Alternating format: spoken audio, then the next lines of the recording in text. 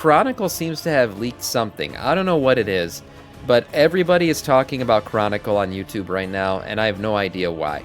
Maybe Doran happens to know.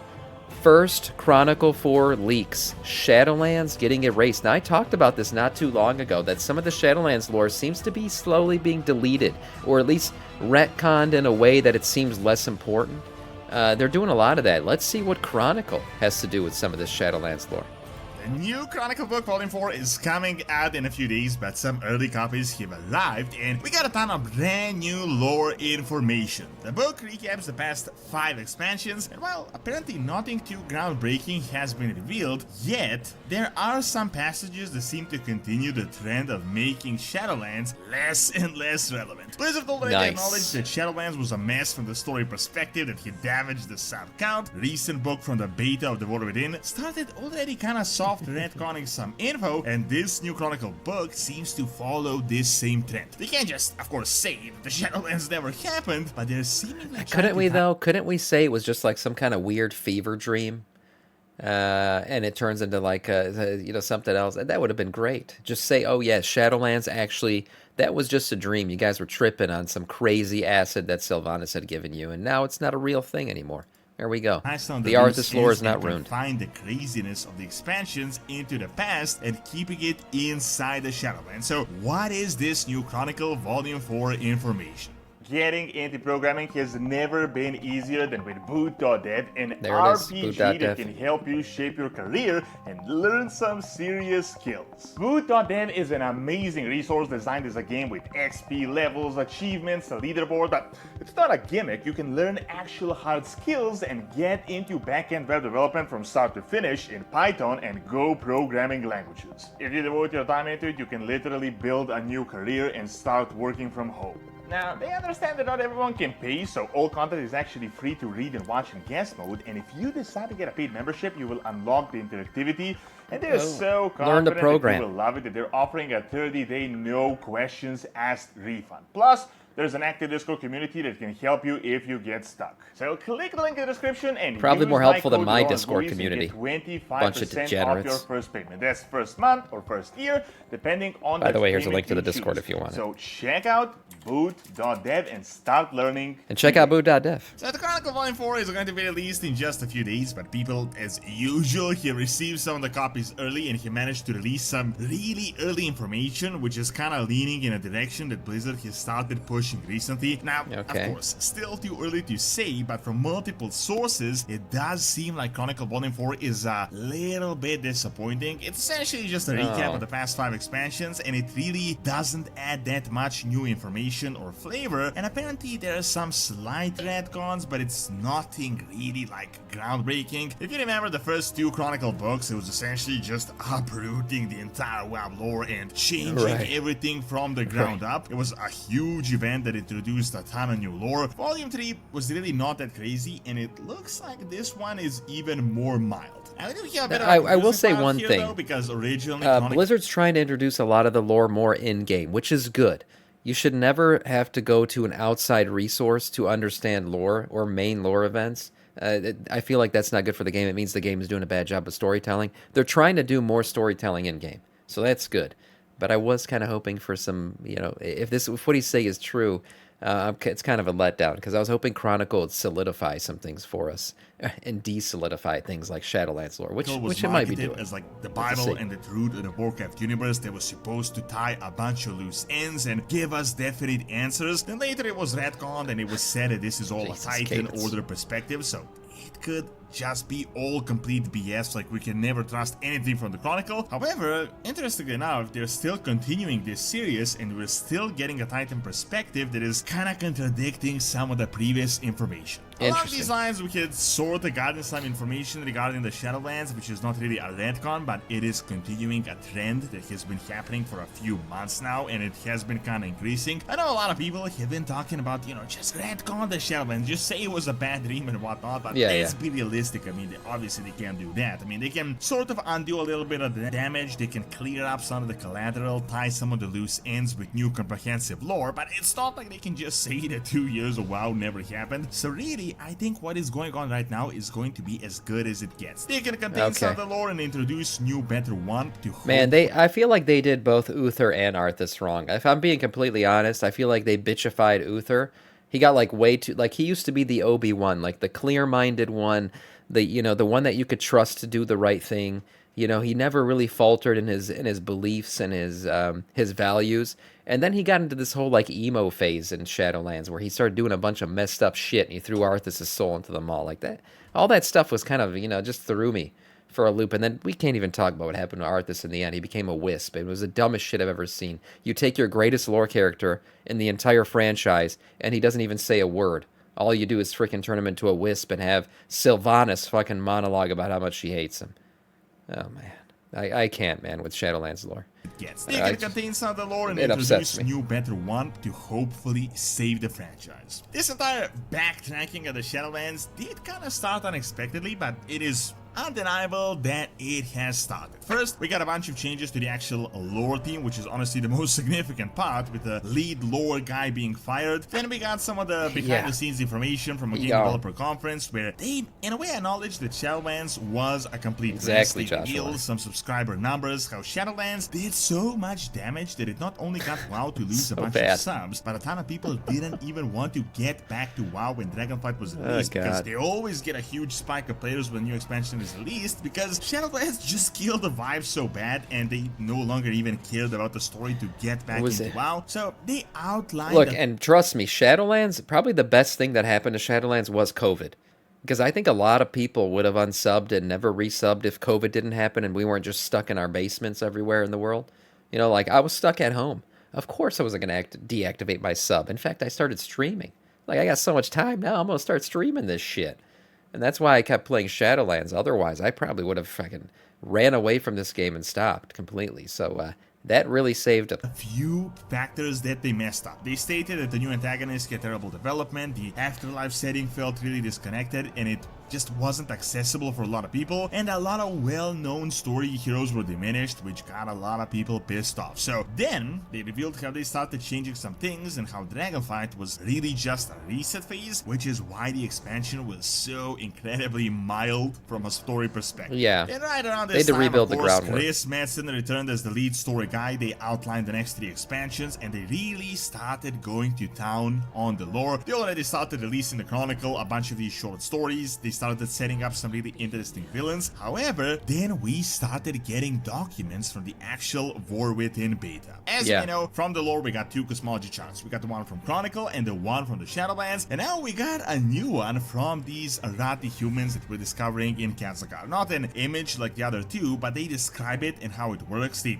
Arati scientists say how they don't believe the outdated ideas of their predecessors, and this is what they say on what is really going on in the cosmology. He says that the cosmos appears as a hexateron. Imagine a 4-sided tetrahedron eternally extruded to form a multidimensional solid with 20 planes of existence, 15 transitory pathways, and 6 vertices where interferon patterns create monopolar expression of cosmic forces. This honestly seems like just making fun of the complexity of Shadowlands and how they went really try hard in the Shadowlands on the 200 IQ plans and the mind-blowing factor and how no one can be trusted, and it's so complex that our mortal minds cannot comprehend this cosmological madness. So this honestly seems like a bit of a self-aware reference from Blizzard, which is honestly a great step in the right direction. Yeah, they're basically saying like, the universe is hyper complex and you can't just draw it out on a piece of paper to understand it. However, interesting enough, the book also stated that they don't believe that singular cosmological forces exist and that multiple elements must be combined for forces to work. Some people saw this as a reference that the Shadowlands might not be the afterlife, but just one of the versions, which if this lore gets expanded upon, it could seriously lessen the significance of the Shadowlands. This was already stated in the past that different cosmological forces have their own versions of the afterlife, but this expands even more on this. Honestly, I mean, everyone I guess all the lore knows how ridiculous the concept of Shadowlands was, because if these dead characters just go around to these realms, it means everything is essentially pointless. Why even care about any character dying in the game when he's just going to go to the Arbiter, who we are the best buddies with? I mean, we can just take a portal and check out how they're doing, so go check on Varian. This is not a big deal whatsoever. Well, with this new lore, it started changing. Now, this brings us to Chronicle Volume 4 and some of the early previews. We did get some lore on the jailer, we got some new images with the jailer. According to the people that got the book, it essentially just recaps the expansion. As I said, I mean, obviously they're not going to say that the jailer didn't exist. I mean, it's way too late for that to happen. However, they'd be like, Zoval, who? We don't know a Zoval. Yeah, that was just that was a what was it? An experience that you had, a drug-induced experience. That big nippled bald man don't exist. Drop in a few interesting passages that can kind of be interpreted in multiple ways. It seems like Order and Death have a big disagreement with one another on who really created the universe and how it all started. Remember, previously it was stated in the Now this guy, Sire Denathrius, probably the best thing that came out of Shadowlands. He continues on. We have not heard anything about him, which is wild because the Dreadlords are doing shit in the background. They always are. And Sire Denathrius is leading that charge. So what they're going to do, I hope he becomes relevant again soon because he's a great one. Yeah, Cyrus are not really the creators of the universe. They're really just Sam. You are a big nipple players created by the first ones. Perfectly and the first proportioned ones are like the ultimate gods. This led us to Zereth Mortis, like the backdoor of the universe, and then this is really when all the craziness started. I mean, keep in mind the concept. I will say one thing too. Zereth Mortis was pretty cool looking. Like the zone itself, maybe because I had been so depressed by the spiky dildo land that was the Maw, that this became something absolutely beautiful to me. I will say it was cool, but I didn't like the first one's lore. I don't think we need to delve so deep into lore that we figure out who the first ones were. That whole thing was like, Jesus. It's not a terrible idea inherently if implemented right, but yeah, it wasn't implemented right. Too crazy and say that everyone is a robot created by these guys, and like 2 patches into this expansion, we are already seeing like the hardware of the universe and how everyone is really nothing, and this is all like everyone is just a robot. It's just knowing everything is never a good thing. There should always be some mysterious lore, going on in a game. It's how real life operates. I mean, it's right. Like you could talk about religion and everything. There's always some mystery to it. Like life. I mean, I could say life would be less interesting, but if God just suddenly revealed himself to everybody and now everyone's a believer and God's just here, visually in front of everyone, maybe life would be less interesting. Who knows? But life would certainly have less meaning at that point because you'd just be waiting for the afterlife at that point, which is kind of the issue that Shadowlands created. It just got way too deep, revealed way too much.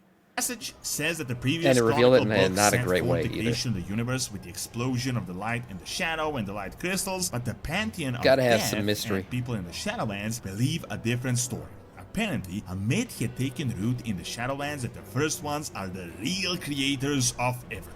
Now, of course, this in itself the Jesus is really second vague, coming patch is going to be wild. Like this is kind of damage control best that Blizzard can really do right now to their ability. They seem to acknowledge that the first ones are a thing, some might believe, but I feel like they're trying to confine this lore to the Shadowlands and something that is a myth in this particular realm. They're 100% not retconning the first ones because in Dragonflight we got Titan's edicts, like Odin's edicts, that it said that the Titanforge must not tell the mortals about the first ones. He called the first ones the progenitors, how they granted the Titan powers. We gotta kill orders, Odin. But nothing can really exist until it is orders, so let's not even mention them. Although keep in mind, the previous lead lore guy had play in this lore, so they might be trying to retcon this Dragonflight lore as well. Now, if Chronicle is written from a Titan perspective, it is kind of continuing on this, trying to mask that the first ones are a thing. However, what I had gotten from some of the other information from the Chronicle as well is, and of course, I mean, they can't just straight out say this didn't happen, but they're kind of trying to put it in like a box, like this is a myth that people in Shadowlands believe, like the Tauren believe in the Earth. They're trying to make it seem like Zereth Mortis is not the end-all be-all anymore, which is a good thing. That's how it should be. The elves believe a different thing, the Titans believe this, the other planet this, like who knows what is really the truth. The first ones definitely exist, they are the progenitors, but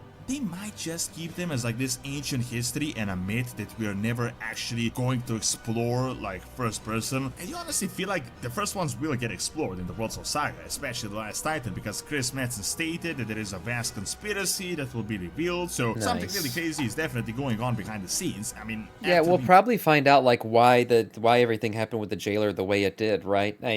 Again, we're not going to delve back into Shadowlands lore, but we'll probably figure out a little bit about why things happened the way they did and why the jailer was imprisoned and who was behind some of that shit. We've talked a lot about this before.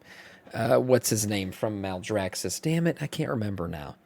the freaking the guy who created basically the domination magic. Like domination magic, we do know that stuff came from there, right?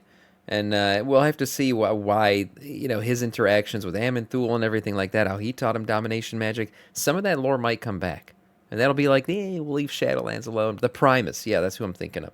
That'll come back a little bit, and maybe we'll deal a little bit with it, but then it'll be gone again.